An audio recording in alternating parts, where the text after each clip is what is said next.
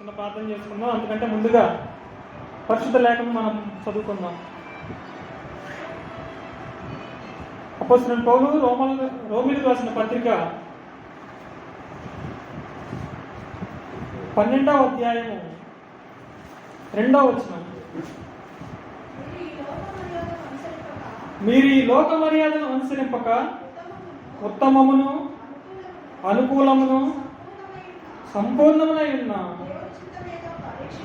దేవుని చిత్తమేదో పరీక్షించి తెలుసుకున్నట్లు మీ మనస్సు మారి నూతన ఒకటి వలన రూపాంతరము పొందుడి. చిన్న ప్రార్థన చేసుకుందాం.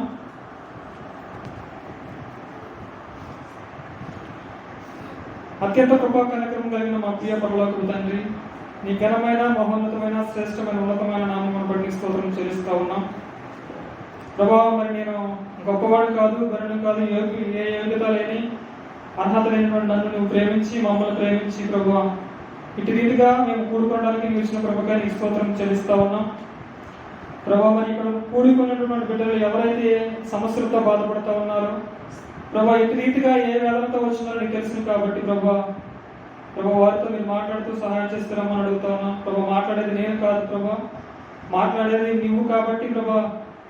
నా యొక్క నోటితో ప్రభా నీ యొక్క వాక్యంతో నింపి ప్రభా కూడినటువంటి నేను ప్రభా మేమందరం కూడా వాక్యం విలువలో జీవించడానికి మీరు సహాయం చేస్తారమ్మని అడుగుతా ఉన్నాం. అవును ప్రభా, మా మనసులో అనేకమైన కల్మషంతో నిండి ఉంటూ ఉన్నాయి, అనేకమైనటువంటి వ్యాధులతో ఉంటూ ఉన్నాయి ప్రభా. మరి ఈ లోకంలో జీవిస్తూ ఉన్నాం కాబట్టి ప్రభా మేము అనేకమైన వ్యాధులు కలిగి జీవిస్తూ ఉన్నాం శారీరకంగా, అదే రీతిగా ప్రభా హృదయపరంగా కూడా ప్రభా ఆత్మపరంగా మేము వ్యాధులు కలిగి జీవిస్తున్నాం. అందుకని మీరు మాతో మాట్లాడుతున్నారు ప్రభా. భక్తుడు రాసిన పాట ద్వారా కూడా మీరు మాతో మాట్లాడినారు ప్రభా. హృదయము వ్యాధితో నిండిన కపట కేంద్రము, దానిని గ్రహించుట ఎవరి సాధ్యము. హృదయము వ్యాధితో నిండిన కపట కేంద్రము, దానిని గ్రహించుట ఎవరి సాధ్యము.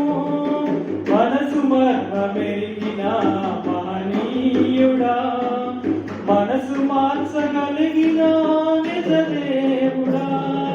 మనసు మర్మమెరిగిన మహనీయుడా, మనసు మార్చగలిగిన నిజదేవుడా. నా మదిని కోవెలగా మలచుకోవయ్యా, నా గుడిలో రారాజుగా నిలచిపోవయ్యా. నా మదిని కోవెలగా మలచుకోవయ్యా, నా గుడిలో రారాజుగా నిలచిపోవయ్యా. మనసున్న మంచి దేవా, నీ మనసు నాకు ఇచ్చావా. మనసు మలినమైన నాకై మనిషిగా దిగి వచ్చావా. అవును తండ్రి, మా హృదయం వ్యాధితో నిండి ఉన్నప్పుడు ప్రభు ఆదరించే దేవుడు నీవు మహనీయుడు కాబట్టి ప్రభు ఒక మనిషి ఒక వేదంతో బాధపడుతూ ఉన్నప్పుడు కానీ తన యొక్క మనసులో ఏదైతే ఉందో ఎదురు మనిషి గ్రహించలేము ప్రభు, కానీ గ్రహించగలిగిన దేవుడు నీవు కాబట్టి కల్మషంతో నిండినటువంటి మా మనసును శుద్ధి చేయడానికి వచ్చిన దేవానికి స్తోత్రం చెల్లిస్తా ఉన్నాం ప్రభా. మధ్యాహ్న కాల సమయంలో కూడినటువంటి బిడ్డలందరినీ జ్ఞాపకం చేసుకొని ప్రభా విత్తబడినటువంటి వాక్యాన్ని శ్రద్ధ కలిగి ఆలకించడానికి మీరు ప్రభు చూపించి సహాయం చేస్తారమ్మని అడుగుతూ ప్రభా, సమస్తమైనటువంటి దీనిలో మా పైన వెనుక కోమలిసి సహాయం చేస్తున్నారమ్మని అడుగుతూ ప్రభా. మరి ఆరాధన ఇంకా అంతం వరకు కూడా నీకు కృపా కాపుదల క్షేమంలో మా పైన వెనుక కోమరించమని, సమస్త మహిమా ఘనత ప్రభావం మీరే పొందుకోమని అసలు నేర్చుపిస్తున్నాం కనుక ఈ చిన్ని ప్రార్థన అడిగి వేడుకొంటున్నాం తండ్రి. Amen. Praise the Lord. Hallelujah. మరి ఇక్కడ కూడినటువంటి నీవు నేను కూడా ఈ మధ్యాహ్న కాల సమయంలో ఎటువంటి మనసును మనం కలిగి ఉన్నాం? ఒకవేళ నీవు ఏదైనా సమస్యతో ఇక్కడికి వచ్చి ఉన్నావా, ఏదైనా ఇబ్బందులతో వచ్చున్నావా, లేదా ఏదైనా అనారోగ్యంతో ఇక్కడికి వచ్చినా, లేదా మన హృదయంలో అనేకమైన వ్యాధులు ఉంటాయి. మనం అనుకుంటాం శరీరకంగానే మనకు వ్యాధులు కలుగుతాయి అనుకుంటాం, కానీ మన హృదయంలో ఉండే వ్యాధులే ఎక్కువ. ఎందుకంటే మన హృదయంలో ఎదుటి వారిని చూసి మనం అసూయ పడతా ఉంటాం, ఈర్ష్య పడతా ఉంటాం, మత్సరం కలుగుతూ ఉంటుంది. ఒకవేళ ఏమైనా డెవలప్ అవుతా ఉంటే మనం ఓర్చుకున్నటువంటి స్థితిలో కూడా ఉంటూ ఉంటాం. అందుకని మన హృదయంలో వ్యాధితో నిండినటువంటి కపట కేంద్రం. కపటం అంటే మోసం, కేంద్రం అంటే అది సెంటర్ పాయింట్గా ఉండి ఇక అన్నిటికీ కూడా అదే మార్గంగా ఉంటా ఉంటుంది. మన హృదయం అనేది వ్యాధి కలిసి కపటమైన కేంద్రం కలిగి, కానీ దాన్ని గ్రహించి వారు ఎవరున్నారు? దేవుడికి ఒక్కడికే సాధ్యం. నీకు ఇప్పుడు మీ మనసులో ఏముందో నేను చెప్పలేను, నా మనసులో ఏముందో మీరు చెప్పలేరు, కానీ అది చెప్పగలిగిన దేవుడు ఎవరంటే ప్రభు యేసుక్రీస్తు ప్రభు వారు. అందుకని మనం పరిశీలన చేసినటువంటి వాక్యం ఏంటంటే, రోమిలి రాసిన పత్రిక 12వ అధ్యాయము 2వ వచనం మనం పరిశీలన చేసినట్లయితే, మీరు ఈ లోక మర్యాదను అనుసరింపక ఉత్తమమును అనుకూలమును సంపూర్ణమైన దేవుడి చిత్తం మీద పరీక్షించి మీ మనసు మారి నూతన ఒకటి వలన రూపాంతరం చెందింది. ఏం మారాలి? మనకు మనసు మాట్లాడాలి. అంటే నేను చిన్నవాడిని మిమ్మల్ని అడుగుతున్నాను కాదు, కానీ నాకు అట్లా అలవాటు. మీ మనసు మారి నూతన ఒకటి వల్ల రూపాంతరం చెందాలి. మనం మనసు మారితే నూతనం అవుతాం, అంటే కొత్త జన్మలాగా మనం జీవించగలుగుతాం. దానివల్ల ఏమవుతామంటే పాత జీవితం ఉండకుండా కొత్త జీవితంలో మనం వస్తాం, అంటే రూపాంతరం చెందబడతాం. మనం ఉదాహరణకు మనం పరిశీలన చేసినట్టు సీతాకోక శిలువను మనం పరిశీలన చేస్తాం. ఫస్ట్ అది ఏ దశలో ఉంటుంది అంటే, ఫస్ట్ గుడ్డుగా ఉంటుంది, తర్వాత లార్వాగా ఉంటుంది, తర్వాత గొంగళి పురుగుగా మారింది, తర్వాత ప్యూప దశగా మారింది. ప్యూప దశలో అది అనేకమైన ఇబ్బందులు పడింది. ఒక చెట్టు ఆకుకు అనుకొని తల కిందకు పెట్టి శరీరంతో ఆకులు పట్టుకొని తన శరీరంతో కొత్త చర్మం అల్లుకుంటా ఉంటుంది అనమాట. అది ఎన్నో శ్రమలు పడ్డ తర్వాత ఒక పంచరంలాగా అయిన తర్వాత అది గాలి ఆడక తర్వాత ఒక వేడి అనేది ఉష్ణం అనేది దాన్ని తగిలిన తర్వాత అది పగిలిపోయిన తర్వాత సీతాకోక చిలుకగా మారుతూ ఉంటుంది. అట్టి రీతిగా నా జీవితంలో కూడా క్రైస్తవులను మనం కూడా శ్రమలు ఎదుర్కోవాల్సి వస్తూ ఉంటుంది. అటువంటి సీతాకోక చిలుక ఏ విధంగా అయితే దశల మాదిరిగా తన యొక్క జీవితాన్ని అభివృద్ధి చేసుకొని అనేక మందికి దీవెనకరంగా ఆశీర్వాదకరంగా ఉందో, ఈ మధ్యాహ్న కాల సమయంలో నేను కూడా రీతిగా జీవించాలని మనతో మాట్లాడుతూ ఉన్నారు. అదే మీ మనస్సు మారి నూతన ఒకటి వలన రూపాంతరం చెందుతాం. సీతాకోక చిలుక అక్కడ ఏ విధంగా రూపాంతరం చెందింది? అనేక దశలు మార్చుకొని కూడా రూపాంతరం చెందింది. ఒకవేళ మనం భయపడుతూ అన్నిటిపై ఉన్నప్పటికీ కూడా యేసుక్రీస్తు ప్రభువులో మనం ఉంటూ ఉన్నాం కాబట్టి మన యొక్క జీవితాన్ని మనం అనుదినము సరి చేసుకుంటాం. వాక్యం వెలుగులో జీవిస్తూ ఉండి మన యొక్క జీవితాన్ని కూడా అనేక మందికి మాదిరిగా మనం ఉంచుకోవాలి. ఈ మధ్యాహ్న కాల సమయంలో మనం ఏ మనసుతో ఇక్కడికి వచ్చి ఉన్నాం? బైబుల్లో అనేకమైనటువంటి మనసుల గురించి అనేకమైన అంశాలు ఉన్నాయి. మనం మొట్టమొదటిగా మీ ముందు కొన్ని విషయాలు నేను ఉంచాలని ఆశపడుతూ ఉన్నాను. బైబిల్లో దేవుడు మనకి బోధించిన విషయాలు కానీ, తర్వాత లేఖనంలో రాయబడినటువంటి విషయాలు కానీ మనసు గురించి అనేకమైనవి ఉన్నాయి. మన మనసు ఏ విధంగా ఉంటుంది? కల్మషంతో ఉంటుంది. కానీ దేవుని యొక్క మనసు పరిపూర్ణంగా ఉంటుంది, సంతోషంగా ఉంటుంది. మరి అట్టి రీతిగా ఈ మధ్యాహ్న కాల సమయంలో నేను కూడా ఆ మనసును పొందుకోవడానికి సిద్ధంగా ఉన్నామా లేదనేది మధ్యాహ్న కాల సమయం పరిశీలన చేసుకొని మనల్ని మనం మనసు మార్చుకొని నూతనం అయ్యి రూపాంతరం చెందుతాం. అందుకని మనం పరిశీలన చేసినట్లయితే ఇర్మియా గ్రంథము, ప్రవక్త ఇర్మియా రాసిన గ్రంథము 29వ అధ్యాయము 13వ వచనం మనం పరిశీలన చేసినట్లయితే, ఇర్మియా గ్రంథము, మీరు నన్ను వెతకని ఎడల పూర్ణ మనసుతో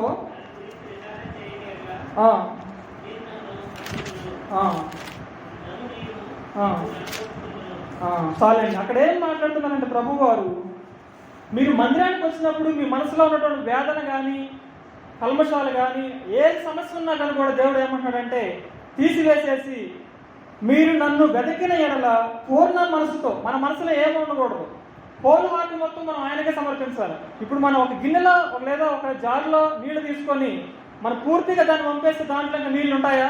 ఉండవు. అటు రీతిగా నేను కూడా ఏం చేయాలంటే మన యొక్క హృదయాన్ని ఆయన వైపు కుమ్మరించేసేయాలి. ప్రభువా, నాకు నీవు తప్ప నాకు ఎవరు శరణ్యం లేరు అని ఆయన వైపు మనం కుమ్మరించి మనం అడిగినట్లయితే ఆయన నేను ఇవ్వను, నేను మీకు దయచేయనని దేవుడు కాదు. ఏమన్నాడంటే మీరు నన్ను వెతికిన ఎడల పూర్ణ మనసుతో నన్ను గూర్చి విచారణ చేయని ఎడల మీరు నన్ను కనుమందురు, నన్ను మీకు కనపరుచుకుందురు.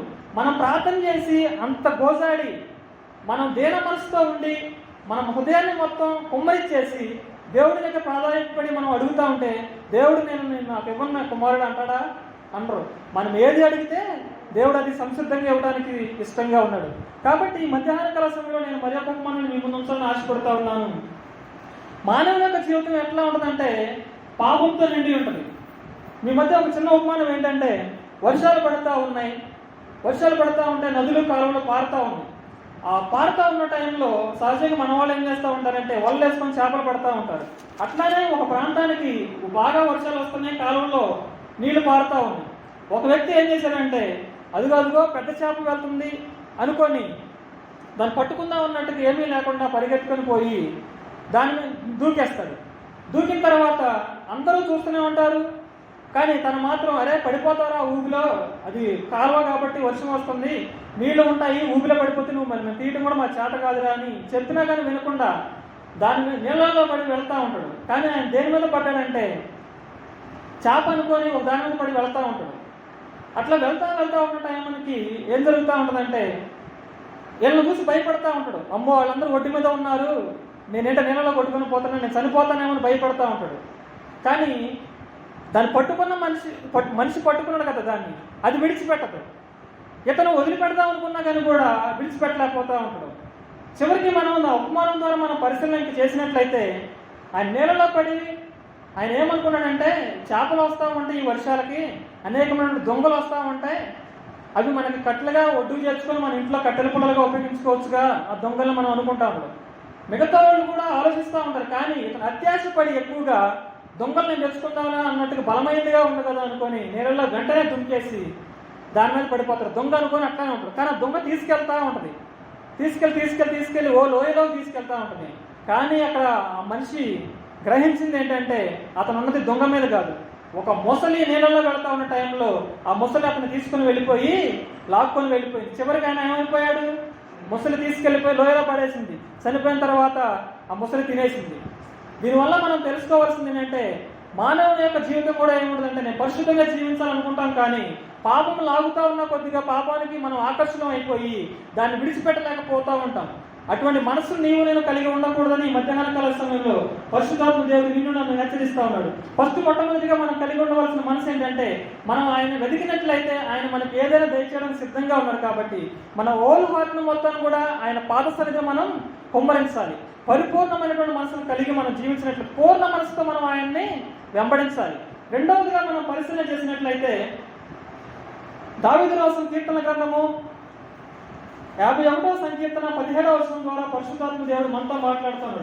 అక్కడ దావీదు బత్షెబా దగ్గర పాపం చేసిన తర్వాత పశ్చాత్తాపడేటువంటి కీర్తన, 51వ కీర్తన మనందరికీ తెలిసిన కీర్తనే. మనం కూడా అటువంటి మనసును కలిగి జీవించాలి. విరిగిన మనస్సే దేవునికి ఇష్టమైన బలులు, దేవా విరిగి నలిగిన హృదయంను నీవు అలక్ష్యం చేయవు. హల్లెలూయా, హల్లెలూయా. దేవునికి కావాల్సింది ఏంటండి, విరిగి నలిగిన మనసే. నలిగిన మనసు ఎట్లా ఉంటుంది? విరిగి నలిగిన మనసు ఎక్కడ దొరుకుతుంది? మందు షాపులలో మంచిగా వెళతారు, వెళ్ళిన తర్వాత ఒకళ్ళు తాగిన తర్వాత ఏమైపోతుంది, ఒకళ్ళు కొట్టుకొని అక్కడ మనసు విరిగిపోయి మాట్లాడుకోకుండా ఉంటారు. కానీ అది నిజమైన విరిగి నలిగిన మనసు కాదు. విరిగి నలిగిన మనసు అంటే ఇంకా మనం ఉదాహరణ మనం పరిశీలన చేసినట్లయితే మన ఫ్యామిలీలో భర్త భార్యను తిడితే మనం ఏం చేస్తాం, కాసేపు ఏడుస్తాం. లేదా భార్యనే భర్త ఏదన్నా ఆపోజిట్ కన్నా కానీ మనం కాసేపు ఏడుస్తాం. లేదంటే మనం ఏదన్నా అంటే పిల్లలు ఏడుస్తారు కాసేపు, అంతవరకే మనం ఏడుస్తాం, కానీ కన్నీళ్ళు రావు, బాధపడతాం. కానీ ఒక సమస్యను మనం మన హృదయంలో పెట్టుకొని ఆ సమస్య తీరట్లా, నా వల్ల తీరట్లా, మీ వల్ల తీరట్లా, కానీ తీరేది ఎవరి వల్ల అంటే ప్రభువు యేసుక్రీస్తు ద్వారా తప్పక, ఆయన తప్ప ఎవరి వల్ల తీరదు. కాబట్టి అటువంటి హృదయాన్ని కలిగి నీవు నేను, లేదా నాకే ఉద్యోగం రావట్లేదు, ఎన్నాళ్ళ నుంచి ప్రయత్నం చేస్తూ ఉన్నాం, మనుషులు చెప్పినా అది సాధ్యపడదు, నేనేం చేయాలంటే ప్రార్థన చేసుకుంటా ఉంటే మనం ఏమవుతుంది, కన్నీటి ప్రార్థన చేస్తూ ఉన్నప్పుడు మన కన్నీటి నుంచి నీళ్ళు వస్తాయి కదా, అది విరిగి నలిగిన మనసు. దేవుడికి కావాల్సింది అది. అటువంటి విరిగి నలిగిన మనసుని దేవుడు కోరుతా ఉన్నాడు. కాబట్టి మనం కూడా ఆ విరిగి నలిగినటువంటి మనసును కలిగి ఉన్నట్లయితే దేవుడు మన మధ్య సంచరించడానికి సిద్ధంగా ఉన్నాడు. అటువంటి నీవు నేను కూడా మనసును కలిగి ఉండాలని ఈ రెండో అంశం ద్వారా దేవుడు మనతో మాట్లాడుతూ ఉన్నారు. మూడవదిగా మనం పరిశీలన చేసినట్లయితే మన చంచలమైన మనసును మనం కలిగి ఉండకూడదు. అక్కడ కాసేపు ఇక్కడ కాసేపు అన్నట్లుగా కూడా మనం జీవించకూడదు. అందుకనే 51వ కీర్తన 10వ వచనం మనం పరిశీలన చేసినట్లయితే దావీదు కీర్తనకారుడు ఏమంటున్నాడంటే ప్రభువా నాలో స్థిరమైన మనసును నూతనంగా పుట్టించమంటున్నాడు. మనం చదువుకున్నాం రోమిలకు రాసిన పత్రిక 12వ అధ్యాయం 2వ వచనంలో మీ మనసు మారి నూతన ఒకటి వలన రూపాంతరం చెందడానికి సెలవిచ్చిన రీతిగానే మనం కూడా ప్రభువా నేను నూతనం అవ్వాలి ప్రభువా, స్థిరమైన మనసు నాకు దయచేయమని ఈ మధ్యాహ్న కాల సమయంలో దావీదు భక్తుడు ఏ విధంగా అయితే పాప సంకీర్తన చేసి ఆ రోజు నాడు పశ్చాత్తాపడి ఉన్నాడో యోబు భక్తుడు కూడా అట్లనే ఉంటుంది. యోబు గ్రంథము 42వ అధ్యాయము యోబు గ్రంథము 42వ అధ్యాయము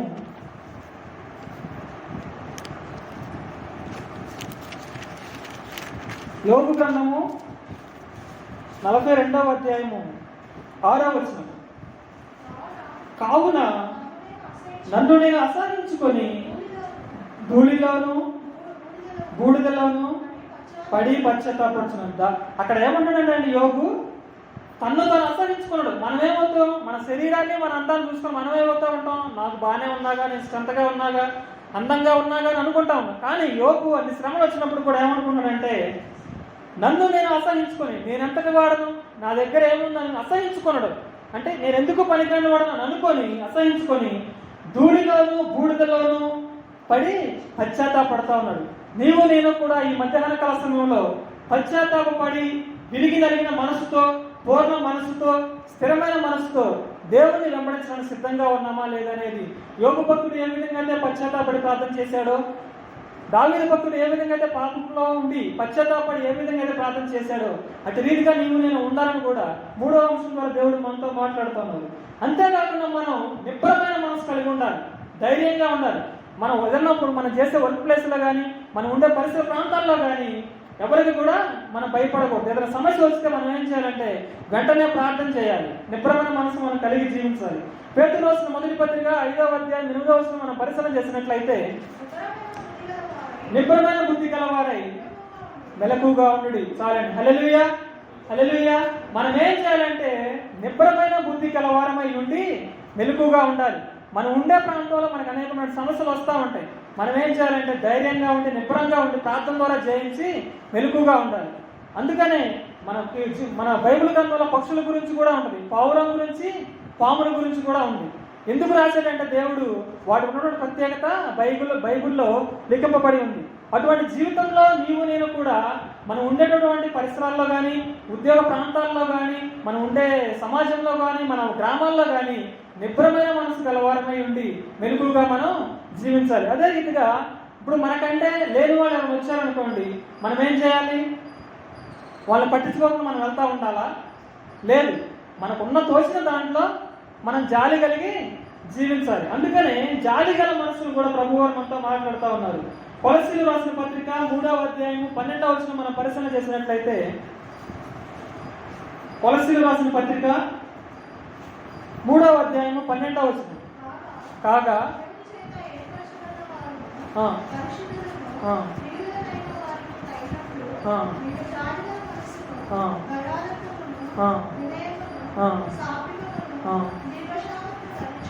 చాలండి. అక్కడ ఏం మనం పరిశీలన చేసినట్లయితే రకాలుగా ఉంది. అక్కడ దీర్ఘశాంతము, సాత్వికము, వినయము, జాలి మనసును కూడా మనం ధరించుకోవాలి. మనం క్రైస్తవులుగా మనకు ఉండవలసిన లక్షణం ఏంటంటే, మొట్టమొదటిగా సాత్వికమైనటువంటి లక్షణాన్ని మనం కలిగి జీవించాలి. సాత్వికమైనటువంటి లక్షణాలు మనం కలిగి జీవిస్తే ఆటోమేటిక్గా క్రైస్తవులకు ఉన్నటువంటి లక్షణాలు ఏవైతే ఉన్నాయో అవన్నీ కూడా మనకు అలవడతాయి. అందుకని మనం ఏం కలిగి ఉండాలంటే జాలి గల మనసును మనం కలిగి ఉండాలి. మనం ఎన్నో తప్పులు చేస్తూ ఉంటాం మానవ జీవితంలో. ప్రభువారు మన పట్ల జాలి కలిగి లేకపోతే మనం ఏమైపోతాం? ఒకసారి మనం పరిశీలన చేసినట్లయితే మనం నరకంలో త్రోసివేయబడతాం. కానీ ప్రభువారు యేసుక్రీస్తు ప్రభువారు ఏం చేస్తున్నారంటే, మన ఎడల అనేక మార్లు తప్పుదలు చేసినప్పటికి కూడా జాలి కలిగి మనల్ని చేర్చుకోవడానికి సిద్ధంగా ఉన్నారు. తదుపరి కుమారుడు మనం పరిశీలన చేసినట్లయితే, పెద్ద కుమారుడు తన ఆస్తిని అంతా తీసుకొని వెళ్ళిపోయి దుర్వ్యాపారం పెద్ద కుమారుడు తన తండ్రి దగ్గర పనిచేస్తూ ఉన్నాడు. చిన్న కుమారుడు తన తండ్రిని అంతా ఆస్తిని తీసుకొని వెళ్ళిపోయి దుర్వ్యాపారం చేత అమలు చేసుకున్న తర్వాత గుర్తొస్తూ ఉంటాడు. నేను అనేక మార్లు తండ్రి దగ్గర ఉన్నాను, కానీ ఇప్పుడు అనేక మార్లు ఇబ్బందులు పడుతూ ఉన్నాను. నేను తండ్రి వద్దకు వెళ్ళడానికి యోగ్యుడు కాదు, అయినప్పటికీ క్షమించమని తండ్రిని అడుగుతాడు. కానీ తండ్రికి ఇదంతా తెలియదు. కానీ తండ్రి చిన్న కుమారుడు దూరంగా ఉన్నామని హక్కున చేర్చుకొని ముద్దు పెట్టుకొని ఉన్నాడు. అటు రీతిగానే యేసుక్రీస్తు ప్రభు వారు కూడా తప్పిపోయినటువంటి నా జీవితాన్ని కూడా మనల్ని గుర్తు పెట్టుకోకుండా, మానవుడు నేను పుట్టించిన కుమారుడు తెలిసి తప్పు చేశాడని హక్కును చేసుకోవడానికి సిద్ధంగా ఉన్నాడు. ఏ మనసుతో కలిగి ఉన్నాడు? జాలి గల మనసును ఆయన కలిగి ఉన్నాడు. ఈ మధ్యాహ్న కాల సమయంలో నీవు నేను కూడా జాలి గల మనసును ఇతరుల పట్ల మనం చూపించాలి. అదే రీతిగా దీన మనసును కూడా మనం చూపించాలి. గర్విష్ఠులతో దోపుడు సొమ్ము పంచుకునడం కంటే దీనులతో పొత్తు చేయడం మేలని సామెతల గ్రంథము 16వ అధ్యాయం 19వ వచనంలో లేఖనము రాయబడి ఉంది. గర్విష్ఠులతో ఉంటే మనం కూడా ఏమైపోతాం? నశించిపోతాం. నాశనంలోకి ముందు గర్వం నడుచును, పడిపోవడానికి ముందు అహంకారమైన మనసు నడుచును. గర్విష్ఠులతో మనం పొత్తు చేస్తే అటు రీతిగా ఉంటుంది. కాబట్టి దీనులతో మనం సహవాసం చేస్తే అటు రీతిగా ఉంటాం, నెమ్మది కలిగి జీవిస్తూ ఉంటాం. అటు రీతిగా ఈ మధ్యాహ్న కాల సమయంలో దీన మనసు కలిగి ఉండాలని ప్రభు అయిన యేసుక్రీస్తు వారు మనతో మాట్లాడుతున్నారు. ఇవన్నీ మనం పరిశీలన చేసినట్లయితే మొట్టమొదటిగా పూర్ణ మనసును కలిగి ఉన్నాం, తర్వాత విరిగి నలిగిన మనసును కలిగి ఉన్నాం, స్థిరమైన మనసును కలిగి ఉన్నాం, తర్వాత ఏం కలిగి ఉన్నాం, జాలి మనసును కలిగి ఉన్నాం, దేన మనసును కలిగి ఉన్నాం. ఇవన్నీ మనం కలిగి ఉన్నట్లయితే మన హృదయం ఫస్ట్ మనం ఏమనుకున్నాం, మన హృదయము వ్యాధితో నిండి ఉన్నది. ఎందుకని? మనం చేసేటటువంటి పాపాలను బట్టి అయితే, మనం చేసేటువంటి క్రియలను బట్టి అయితే ప్రతి హృదయం కూడా వ్యాధితో నిండబడి ఉన్నది. ఇవన్నీ మనసులో మనం కలిగి ఉన్నట్లయితే చివరికి మనకు ఆరోగ్యం కలుగుతుంది. మనం పరిశీలన చేసినట్లయితే సామెతల గ్రంథము 17వ అధ్యాయము 22వ వచనం ద్వారా దేవుడు మనతో మాట్లాడుతూ ఉన్నారు. సంతోషం గల మనసు ఆరోగ్య కారణం, నలిగిన మనసు ఎముకలను ఎండిపోవచ్చేయను. మనం గమనించినట్లయితే మరొకసారి చదవండి. సంతోషమైన మనసు ఆరోగ్య కారణం అంటే ఇవన్నీ మనసులు మనం ఎప్పుడైతే కలిగి ఉంటామో మన హృదయంలో ఇంకా భారం అనేది ఉండదు, తేలిగ్గా ఉంటాం. అంటే మన హృదయము తేలిగ్గా ఉండటం వల్ల మిత్రులతో మనం సంతోషంగా ఉండగలుగుతాం, మనకు ఎటువంటి వ్యాధులు కూడా రావు. అందుకనే భక్తుల ద్వారా మనం నేర్చుకోవాల్సింది ఏంటంటే సంతోషమైన మనసును మనం కలిగి ఉండాలంటే ఈ మధ్యాహ్న కాల సమయంలో మనం ఈ పైన తెలుపబడినటువంటి అన్ని మనసులు మనం కలిగి ఉండాలి. అంతేగాని కింద మనం పరిశీలన చేసినట్లయితే సామెత గ్రంథంలో ఉంటుంది, మత్సరం అనేది ఎముకలకు కుళ్ళు కలగజేస్తుందంట. మన ఇతరుల పట్ల అసూయ కానీ మత్సరం కానీ ఉండకూడదు. మత్సరం అంటే ఇతరులను చూసి మనం జలసీ పడకూడదు. దానివల్ల ఏమొస్తుంది, మనకి మన శరీరమే మనం ఆలోచిస్తాం, వాడు బాగుంటారా, మనం అయిపోతాం ఏంటనుకుంటాం, మనమే పాడైపోతాం. వాడు దేవుడు అభివృద్ధి చేస్తూనే ఉంటాడు. కాబట్టి ఈ మధ్యాహ్న కాల సమయంలో మనం ఇతరుల పట్ల అసూయ కలిగి జీవించకూడదు, మత్సరం కలిగి జీవించకూడదు. మనం ఏం చేయాలంటే సంతోషం కలిగినటువంటి మనసును మనం కలిగి ఉండడానికి ఈ పైన అన్ని మనం చేసినట్లయితే ఈ మధ్యాహ్న కాల సమయంలో మన హృదయం ఒకవేళ గాలితో నిండి ఉండి నువ్వు ఇక్కడికి వచ్చావేమో, దేవుని సన్నిధిలో నీవు పూర్ణ మనసుతో, విరిగి నలిగిన మనసుతో, స్థిరమైన మనసుతో ఇక్కడ కుమ్మరించినట్లయితే, ప్రభువా నేను ఇక తప్పులు చేయను, ప్రభువా ఈ రీతిగా నేనున్నాను, నేను ఈ సమస్యతో బాధపడుతున్నాను, నా మనసులో ఈ వేదన ఉందని మనం ఈ మధ్యాహ్న కాల సమయంలో దేవుడి సన్నిధిగా మనం కుమ్మరించినట్లయితే దేవుడు నీనా హృదయాల్లో నుంచి ఆ బాధను భారాన్ని తీసుకోవడానికి సంసిద్ధంగా ఉన్నాడు. కాబట్టి ఇటు రీతిగా నీవు నేను సంసిద్ధంగా ఉన్నామా లేదా అనేది ఈ మధ్యాహ్న కాల సమయంలో ఒకరినొకరు పరిశీలన చేసుకొని దేవుడిని మనం ప్రార్థించినట్లయితే దేవుడు సంసిద్ధంగా ఇవ్వడానికి నిన్ను నన్ను కూడా ఈ మధ్యకాల సమయంలో అడుగుతా ఉన్నాడు. మనం ఎటు రీతిగా మనం జీవిస్తూ ఉన్నాం అనేది మనం పరిశీలన చేసుకోవాలి. మనం పరిశీలన చేసిన అంశాలు ఏమిటి మరొకసారి తెలుసుకుందాం. రోమిలి రాసిన పత్రిక 12వ అధ్యాయం 2వ వచనం ద్వారా మనం తెలుసుకుంది ఏంటంటే, మీ మనసు మారి నూతన ఒకటి వలన రూపాంతరం చెందాలి. ఫస్ట్ మనం మార్చుకోవాల్సింది ఏంటంటే మనసును మనం మార్చుకోవాలి. మనసు గురించి మనం పరిశీలన చేస్తాం. మనసు ఎన్ని రకాలుగా ఉన్నాయి, బైబుల్ అనేకమైన రకాలుగా ఉన్నాయి. కానీ నాకు తెలిసినంతలో ప్రార్థన చేసుకొని, మరి అక్క నిన్న సడన్గా ఫోన్ చేసి చెప్పారు, వెంటనే అయినప్పటికీ నేను కాదు అనుకుంటా ప్రార్థన చేసుకొని ప్రేరేపణ కలిగినప్పుడు ఆ వాక్యాన్ని పరిశీలన చేస్తున్నాను. అప్పుడు ఇటు రీతిగా నేను ప్రేరేపణ. ఎందుకంటే నేను నా మనసులో కూడా మీ మనసులో కూడా మనం ఎవరు కూడా నీతిమంతులు కాదు. ఆయన స్వనీతి చేత రక్తం చేత విమోచింపబడి క్రైదనంగా ఆయన శిలువలో మన కోసం రక్తం చిందించాడు. కాబట్టి మనం ఈ రోజున మనం సజీవులుగా ఉన్నాం. అంతేగాని మనం ఏమైనా గొప్పవారమని ఈ లోకంలో ఇంకా బ్రతికి ఉన్నామా? లేదు. అందుకని ద్వితీయోపదేశ కాండములో ఉంటుంది ఏమని, యెహోవాను హత్తుకున్న మీరందరూ నేటి వరకు సజీవులై ఉన్నారు. మనం ఇంకా ఎందుకు బ్రతికున్నామంటే యెహోవాను హత్తుకున్నాం కాబట్టి మనం సజీవులుగా మనం ఈ లోకంలో జీవిస్తూ ఉన్నాం. అంతేగాని నీనా ఏదో మంచి కార్యాలు చేయటం వల్ల కానీ అనేక మందికి సహాయం చేయటం వల్ల కానీ మనం జీవించగలిగి ఉండలేదు. మనకంటే ముందుగా అనేక మంది నిద్రించున్నారు. కానీ దేవుడు ఈ రోజున మనకి ఈ స్థితిని ఇచ్చాడంటే మనం యెహోవాను హత్తుకొని ఉన్నాం. కాబట్టి ఇంకా మనం హత్తుకొని ఉండాలని పరిశుద్ధాత్మ దేవుడు మనతో మాట్లాడుతూ ఉన్నారు. మనం మొట్టమొదటిగా పూర్ణ మనసును కలిగి ఉండాలి, విరిగి నలిగిన మనసును కలిగి ఉండాలి, స్థిరమైన మనసును కలిగి ఉండాలి, జాలి గల మనసును కలిగి ఉండాలి, దేన మనసును కలిగి ఉండాలి. అంతేకాకుండా సాత్వికమైన మనసును కలిగి ఉండాలి. సాత్వికమైన మనసు మనం కలిగి ఉన్నట్లయితే ఇతరుల పట్ల మనం ఎవరికి కూడా మనం హాని చేయలేము. యేసుక్రీస్తు ప్రభు వారు సాత్వికుడా కోపిష్ట? మీరు చెప్పండి. సాత్వికుడు. కాబట్టి అటువంటి యేసుక్రీస్తు ప్రభువును కలిగినటువంటి నీవు నేను కూడా సాత్వికమైన మనసు కలిగి ఉన్నామా లేదా అనేది మధ్యాహ్న కాల సమయంలో పరిశీలన చేసుకున్నాం.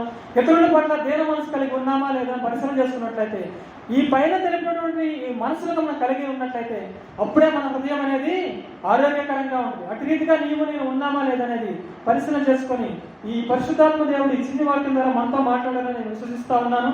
మరి ఈ చిన్న వాక్యంలో తప్పులు ఉంటే క్షమించవలసిందిగా ప్రార్థన చేస్తున్నాను. చిన్న ప్రార్థన చేసుకున్నాను. పరిశుద్ధుడా మహాకరుడా నీకు స్తోత్రం చెల్లిస్తా ఉన్నాం. ఏ యోగ్యత లేని ఏ అర్హత లేనటువంటి ప్రభువా, నన్ను ప్రేమించి మమ్మల్ని ప్రేమించి ప్రభా ఇటు రీతిగా నివసించడానికి నీవు ఇచ్చిన ప్రభుగా నీకు స్తోత్రం చెల్లిస్తా ఉన్నా. ప్రభా నిండు మనసుతో నిన్ను ఆశ్రయించి దీన మనసుతో నీ కలశిరము ఉంచుతూ ప్రభువా పూర్ణ శాంతి కలవానిగా నన్ను మార్చుమా అని ప్రభా మీరు పాట ద్వారా మీరు మాతో మాట్లాడినారు కాబట్టి ప్రభువా ఒకవేళ చంచల మనసు మేము కలిగి జీవిస్తూ ఉన్నామేమో, వంచన చేసి తప్పు బాటలో మేము నడుస్తూ ఉన్నామేమో ప్రభా మా హృదయాలను సరిచేసి ప్రభా ఈ మధ్యాహ్న కాల సమయంలో ప్రభా మీరు నాతోనూ మాతోనూ కూడినటువంటి అందరితోనూ ప్రభా మాతో మాట్లాడినందుకు స్తోత్రం చెల్లిస్తా ఉన్నాం. ప్రభా మీరు వాక్యంలో సెలవిస్తూ ఉన్నారు, ఈ ప్రజలను నోటి పదవులతో కనపరుచున్నారు, వారికి మాకు దూరంగా ఉందని మనం సెలవిస్తున్నారు. ప్రభా మేము కూడా అటు రీతిగా కాకుండా ప్రభా మీకు దగ్గర కలిగి జీవించడానికి ప్రభా పూర్ణ మనస్సు, ప్రభా స్థిరమైన మనస్సు, విరిగి నలిగిన మనస్సు, జాలి గల మనస్సు, ప్రభా మరి దీన మనస్సు, సాత్వికమైన మనస్సు మేము కలిగి ఉన్నట్లయితే మా హృదయం ఎప్పుడూ సంతోషకరంగా ఆరోగ్యకరంగా ఉంటుంది. కాబట్టి ప్రభా మా హృదయం వ్యాధితో నిండకుండా ప్రభా వ్యాధిని మీరు తొలగించేసి ప్రభా మీరే సమస్త మహిమ ఘనత ప్రభావం పొందుతాము. ప్రభా కూడినటువంటి బిడ్డలందరితో మీరు మాట్లాడినారని మేము నమ్ముతా ఉన్నాం. సహాయం చేయమని ప్రభా మరి మిగిలినటువంటి ఆరాధన నీ పాదరక్షణ పెడుతూ సమస్త మహిమ ఘనత ప్రభావం మీరే పొందుకోమని అసలు యేసుక్రీస్తునామం పేరిట అతి మిక్కిలిగా వేడుకొంచున్నాం తండ్రి. ఆమేన్.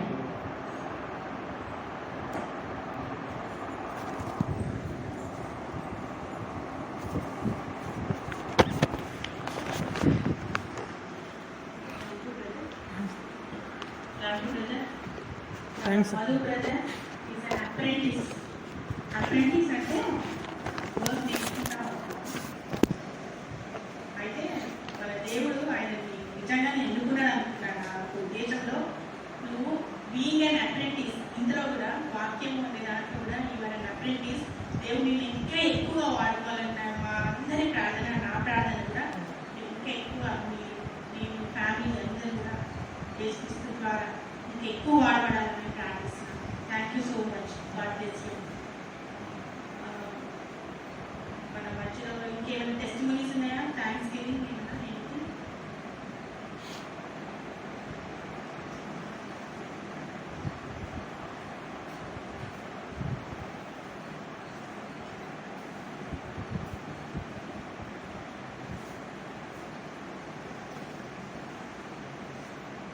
నాకు ప్రైజ్ లాగండి. 2 days క్రితం మా డాడీ చనిపోయింది.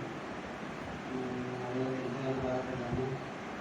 ఇప్పుడైతే మాకు ఇంత బాధ లేదు, కానీ మనం కుటుంబంలో ఎప్పుడైనా దేవుడి దగ్గరికి పోవాల్సింది కాబట్టి మనం ఇక్కడ శాశ్వతం కాదు. మనకి పైన ఉన్న వాటి కోసమే చెత్త కాదు. చిన్న ప్రార్థన చేసుకుందాం. అందుకంటే ముందుగా పరిశుద్ధ లేఖను మనం చదువుకుందాం.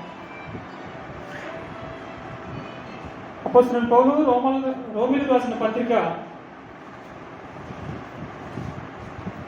12వ అధ్యాయము 2వ వచనం. మీరు ఈ లోక మర్యాదను అనుసరింపక ఉత్తమమును అనుకూలమును సంపూర్ణమునై ఉన్న దేవుని చిత్తమేదో పరీక్షించి తెలుసుకున్నట్లు మీ మనస్సు మారి నూతన ఒకటి వలన రూపాంతరము పొందుడి. చిన్న ప్రార్థన చేసుకుందాం.